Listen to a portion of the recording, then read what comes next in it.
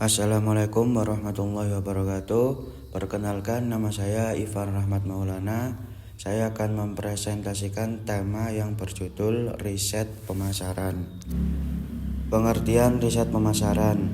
Riset pemasaran adalah proses sistematis untuk mengumpulkan, mencatat, dan menganalisis data yang berkaitan dengan masalah pemasaran suatu produk atau jasa. Riset ini bertujuan untuk membantu perusahaan memahami pasar dan perilaku konsumen agar bisa membuat keputusan yang lebih baik dan tepat sasaran. Selanjutnya, fungsi riset pemasaran. Fungsi utama riset pemasaran adalah sebagai alat bantu pengambilan keputusan. Riset ini membantu mengurangi risiko bisnis, memahami kebutuhan pelanggan, serta merancang strategi yang lebih efektif dan efisien. Misalnya, sebelum meluncurkan produk baru, perusahaan perlu riset untuk mengetahui apakah ada permintaan pasar. Selanjutnya, jenis-jenis riset pemasaran. Riset eksploratif digunakan saat informasi yang tersedia masih minim. Biasanya bertujuan untuk menemukan akar permasalahan. Yang kedua, riset deskriptif bertujuan menggambarkan karakteristik pasar seperti umur, jenis kelamin, atau perilaku konsumen. Yang ketiga, riset kasual mencoba menjelaskan hubungan sebab akibat, misalnya dampak iklan terhadap penjualan. Proses riset pemasaran, langkah-langkahnya yang pertama, menentukan masalah yang akan diteliti. Yang kedua, membuat rencana riset, metode, teknik sampling atau ukur. Yang ketiga, mengumpulkan data. Yang keempat, menganalisis data. Yang kelima, menyajikan hasil riset secara jelas.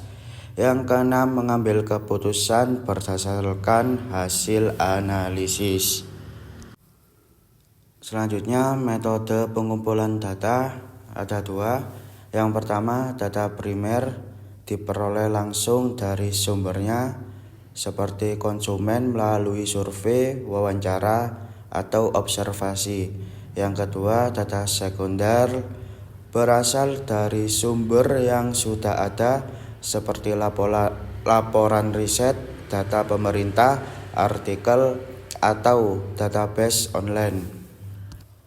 Selanjutnya, teknik sampling. Teknik sampling adalah teknik memilih sebagai anggota populasi untuk diteliti. Yang pertama, sampling probabilitas. Setiap anggota populasi punya peluang yang sama untuk terpilih, lebih akurat. Yang kedua, sampling non-probabilitas. Tidak semua anggota punya peluang yang sama, biasanya karena keterbatasan waktu atau biaya. Alat analisis.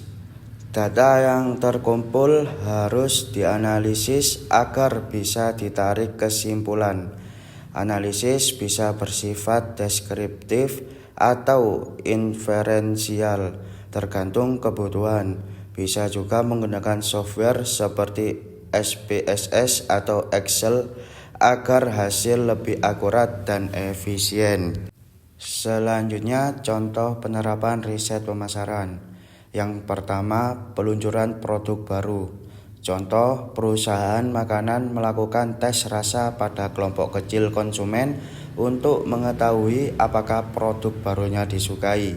Yang kedua, penetapan harga.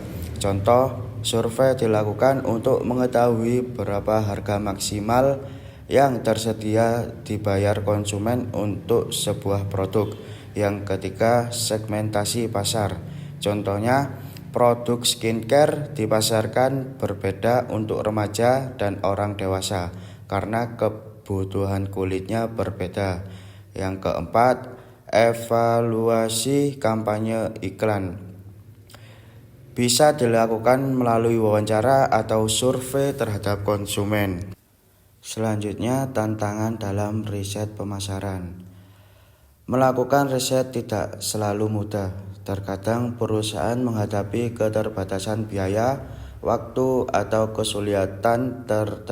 kesulitan mendapatkan data yang valid. Selain itu, perilaku konsumen yang cepat berubah juga menentukan riset dilakukan secara berkala. Yang terakhir, kesimpulan. Riset pemasaran merupakan elemen penting dalam strategi bisnis modern.